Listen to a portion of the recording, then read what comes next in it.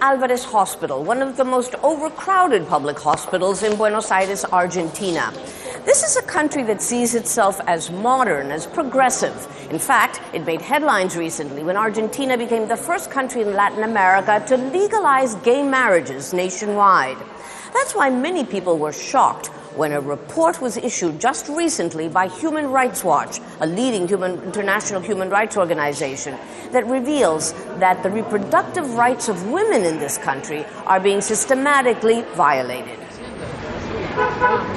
In Argentina, free contraception and sterilization on demand are legal rights, as is abortion in the case of rape, or when a woman's life is in danger. But that's on paper only.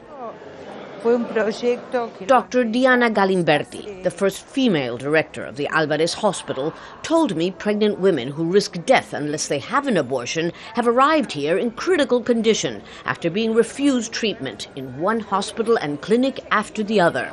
The same is true for contraception, which an astonishing number of provincial government officials and doctors refuse to distribute. Many also demand a husband's permission to carry out sterilization procedures, another violation of the law.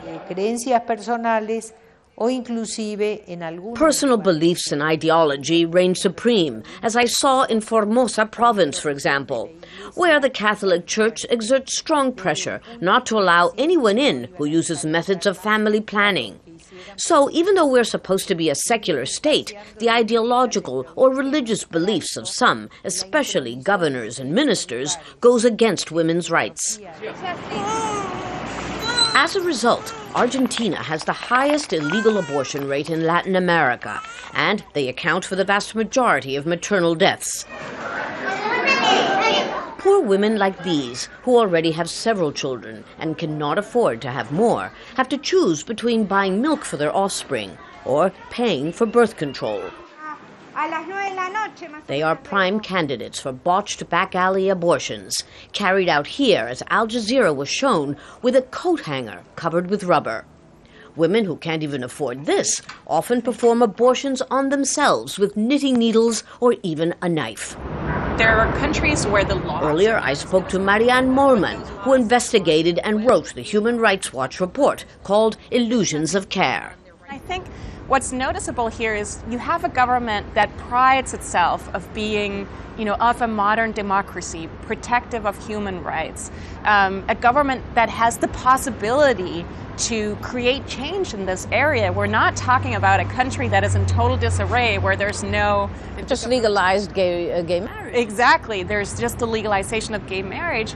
And it's hard to understand how the government can take on such an important topic as gay marriage and not take on an equally important topic that really is an issue of life or death for women. How does Argentina compare to other countries in Latin America?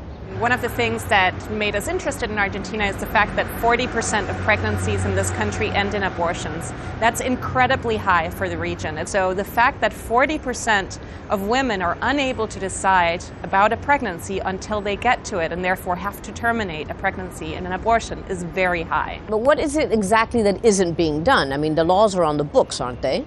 This is not a problem of the law. The law in Argentina is relatively good. It could have some changes, but it's relatively good if it was applied and implemented. What we need here is a state policy, a public policy to implement the law, to sanction those doctors and public servants who do not implement the law, and to really supervise, exercise an oversight function over its own laws.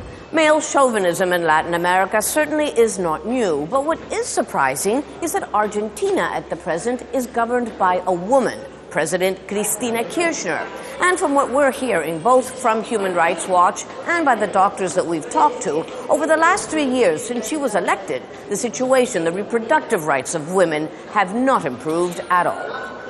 Lucia Newman, Al Jazeera, Buenos Aires.